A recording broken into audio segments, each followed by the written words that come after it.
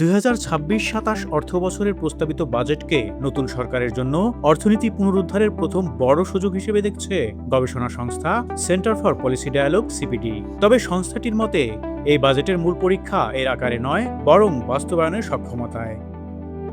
৯,৩৮,০০০ কোটি টাকার এই বাজেট দেশের অর্থনীতিকে কতটা ঘুরে দাঁড়ানোর সুযোগ দেবে সেটি এখন বড় প্রশ্ন।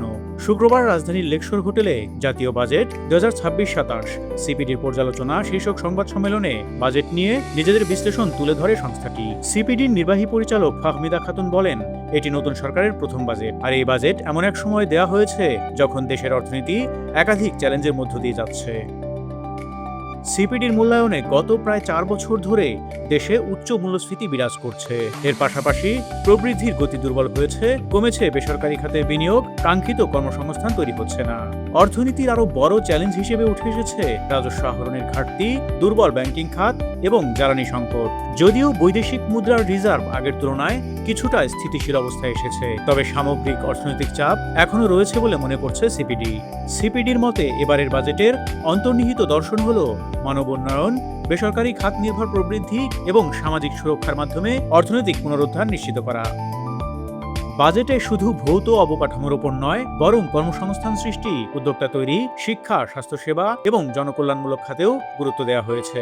সংস্থাটি বলছে বাজেটের বেশ কিছু দিক বিএনপির নির্বাচনী ইশতেহারের সঙ্গে সামঞ্জস্যপূর্ণ। বিশেষ করে কর্মসংস্থান সৃষ্টি, বেসরকারি বিনিয়োগ উৎসাহিত করা, ব্যবসাবান্ধব নীতি গ্রহণ, নিয়ন্ত্রণমুক্তকরণ এবং সামাজিক খাতের উন্নয়নের বিষয়গুলোতে মিল রয়েছে। তবে সিপিডির সবচেয়ে গুরুত্বপূর্ণ পর্যবেক্ষণ, বাজেটের সফলতা নির্ভর করবে বাস্তবায়নের মানের উপর। সংস্থাটি বলছে, অতীতে দেখা গেছে অনেক সময় উচ্চবিলাসী লক্ষ্য নির্ধারণ করা হলেও বাস্তবায়ন দুর্বল হওয়ায় কাঙ্ক্ষিত সুফল পাওয়া যায়নি।